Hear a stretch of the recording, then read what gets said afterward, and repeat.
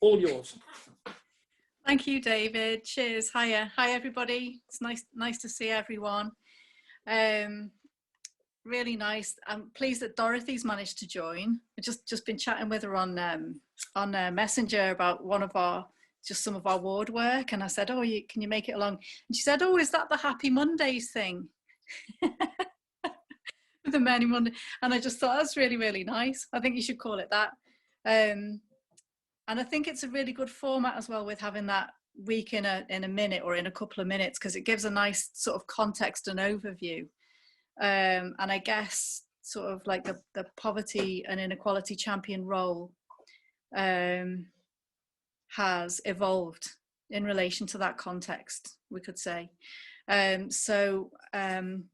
Before the COVID crisis hit, I just had this idea that I wanted to declare a poverty emergency, because I had been sitting in full council meetings where we've been discussing all kinds of really interesting issues and really important issues and voting on them.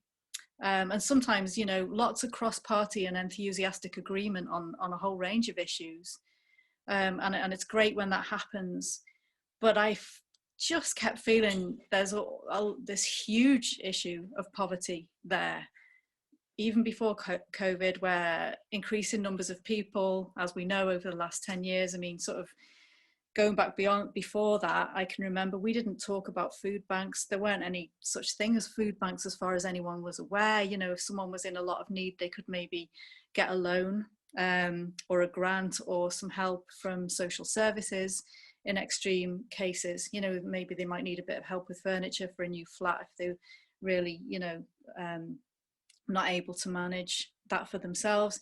But we've seen this rocketing of food bank use, and including among people who are working, and people don't do that for fun, you know. And it's kind of, so it felt really as if we have those situations where people are working and they can't afford to eat, they can't buy their food and choose their food like anybody else does in a supermarket, then, you know, we do have an emergency situation. But obviously people that are in that situation, being in that situation and the stress of it, means that they're less visible, they're more invisible in terms of our democracy and in terms of the voice that they have within our democracy. So we all know this. This was something that I was discussing with the leader of the council in terms of declaring a poverty emergency formally as a council prior to COVID. I wasn't quite sure what it would look like, what it would need to entail, but I had some ideas around that coming together. And then obviously COVID happened and the lockdown. And now we're in this situation where the Bank of England is predicting that there will be 2.5 million unemployed as a result of COVID by Christmas. And some, you know, estimates are coming in a lot higher than that, at nearer to 4 million or above. And the truth is that we don't actually know at this stage, you know, what the extent is going to be, but we know that it's going to be huge.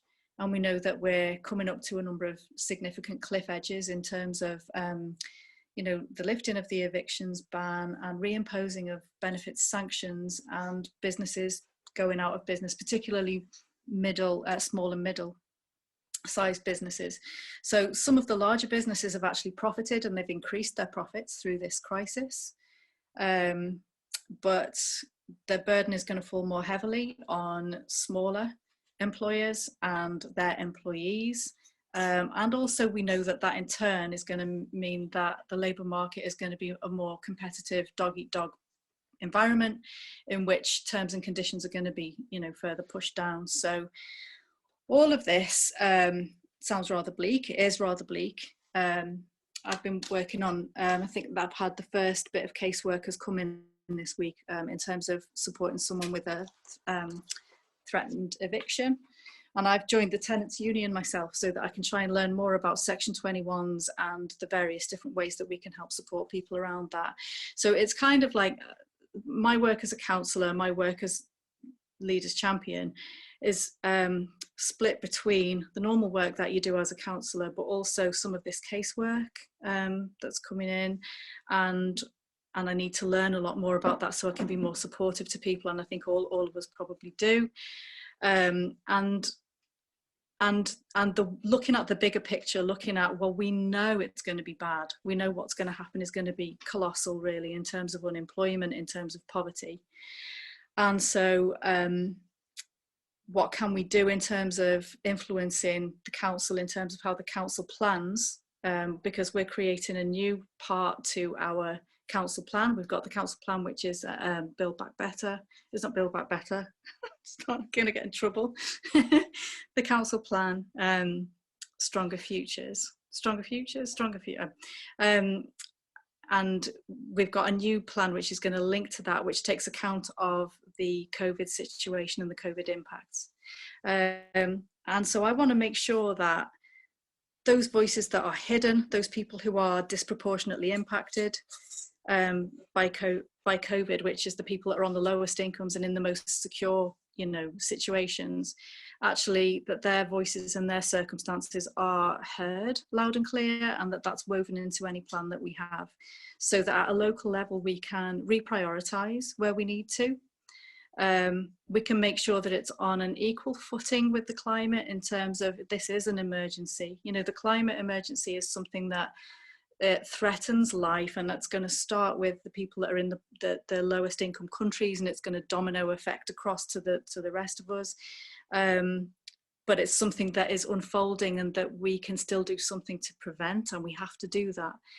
The poverty emergency is something that has already taken so much life, and we're not seeing in all the different approaches that have been tried by governments, everything that's been done, we haven't actually seen anyone come up with an answer to that.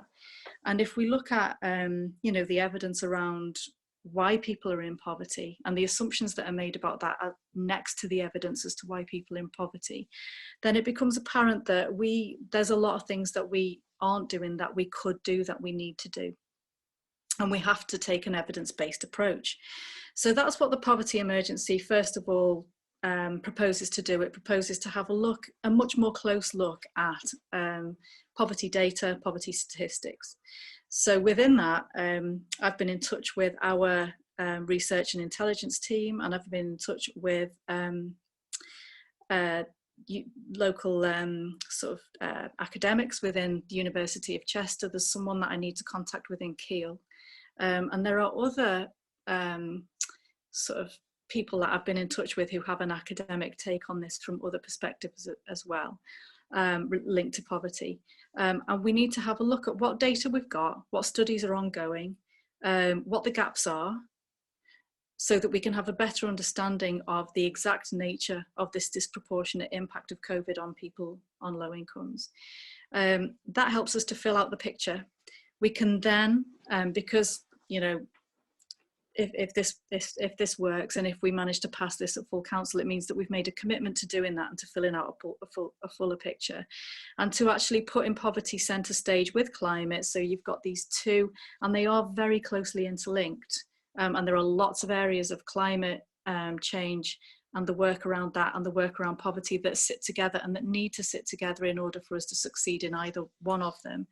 And they are put centre stage, really, in terms of what we're doing as a council in how we move forward. And I think then from that point onwards, the idea is to put a model in place. So that will be set out in the motion that goes to council in a very brief form, and there'll be support and document alongside that. And the idea then is that other councils can take that model, and that we can start a wave of poverty emergency declarations. So that other councils are also gathering really good data around the disproportionate impacts of COVID on people on lower incomes, and we can all take a similar approach, thereby creating a more collective approach across councils as to how we look at this issue and how we lobby on this issue. So we can, rather than just taking it as a party political, from a party political standpoint and saying, well, poverty's wrong and this needs to happen and that needs to happen, we can say, well, here's the evidence of what's happening, and here's the academic work around that supports it, and here's the funding that we've received, and here's the problem that we've got, and here's the shortfall, and this is what needs, in our view, to happen. And if we can do that collectively, it's almost like a more unionised way of lobbying on that issue, because councils lobby on all kinds of issues. you know. So with poverty being one of the defining features of COVID and the impacts of COVID, then I think it's appropriate that we should elevate the status of that really within our lobbying and within our conversation and what we do. So I've done a couple of interviews and things like that. Winsford Guardian has put something out about this. I was on Radio Merseyside, and then the Public Sector Executive, we did a video there, and I did a little home produced video as well.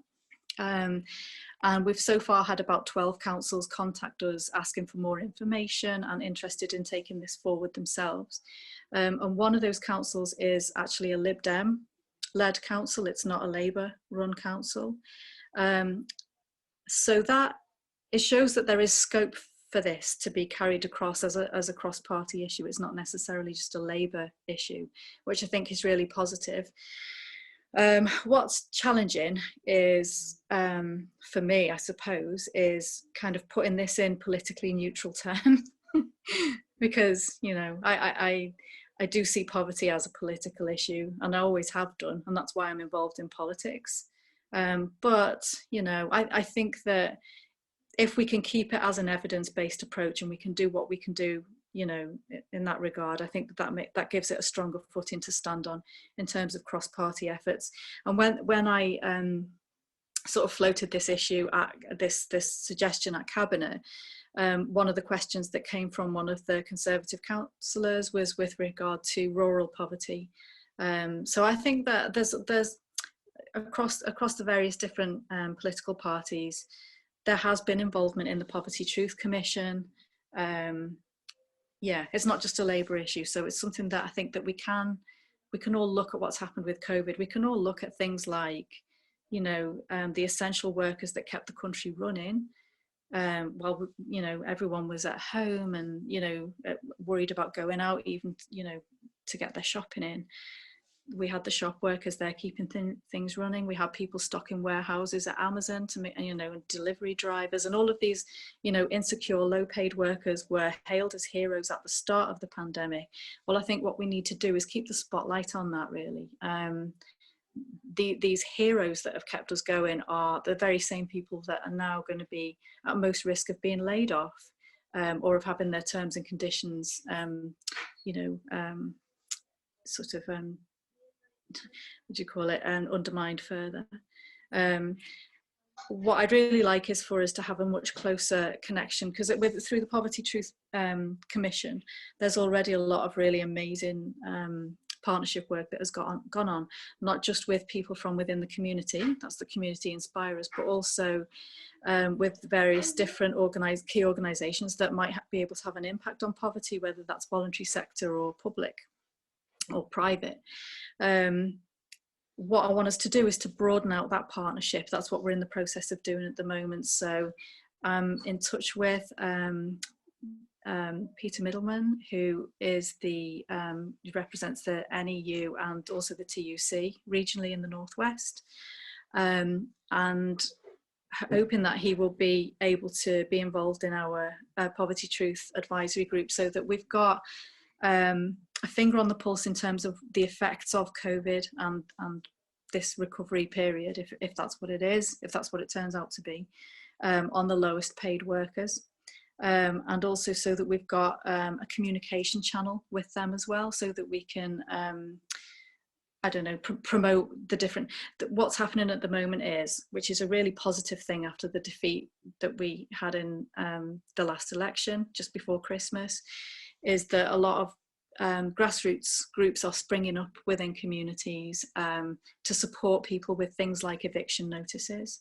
And I think what we need is to nurture that, you know, whether that's through Unite Community or whether it's through the Tenants Union or Acorn or whatever it is, all of these fantastic grassroots organisations. I would like to have close connections with them through our Poverty Truth Advisory Board, and also just as myself as the Leaders Champion, and the unions, so that we can somehow have a way of getting the information to people that they need. We've got a finger on the pulse so that we're understanding what's happening for people. We're trying to make sure that how we're responding as a council is appropriate and supportive. and that we are empowering people within their own communities to raise their own issues and address their own issues through some of these organisations, and they can't do that if they're not aware of them. So another thing that I'm working on is getting a web space sorted for the poverty emergency on our council website.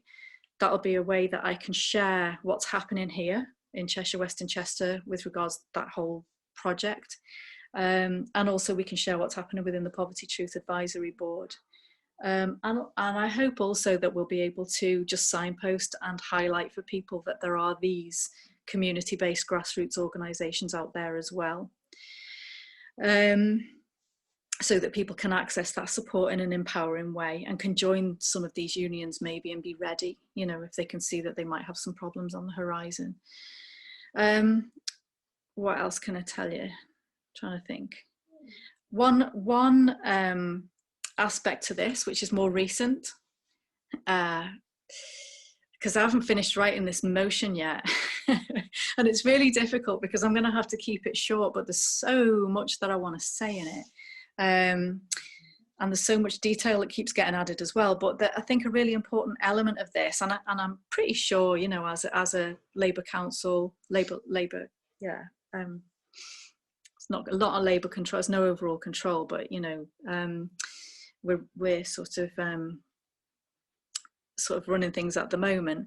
I think there's a lot of, in the plan that the whole of the council has voted through, there are some very supportive statements around community wealth building, thinking around the Preston model, and around insourcing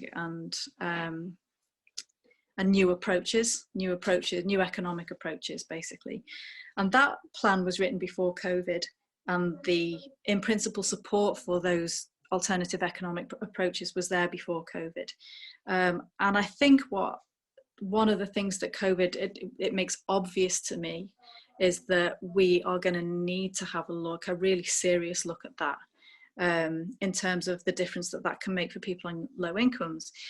So if we have contracts that are coming up in the council, or if there is a business that can be run by local people, which is providing a service for local people, can that be done in a way that involves collective ownership, which gives people more of a say and helps to build people's confidence and status, so that people aren't feeling like, you know, that some of the essential workers were described previously as low status, or they were just dismissed, you know, as unskilled or whatever. So it's about building up those working class community, you know, confidence again, but also looking at income ratios, pay ratios within those as well. I'm really interested in that, and I'm really interested in looking at how far we can go with that and how much we can embed that into the commitments that we make around the poverty emergency, without it getting bounced back at me, because I would really like to make sure that it gets through full council. So I'm in discussions with various different experts really in that field at the moment, just to try and make sure that I understand that whole picture better and understand what the art of the possible is within that. And I'm hoping that that's going to be embedded within this motion when it goes to full council at our next meeting. So that's kind of where we're up to at the moment. I'm happy to take any questions. That is great. Thank you very much indeed for that, Mandy.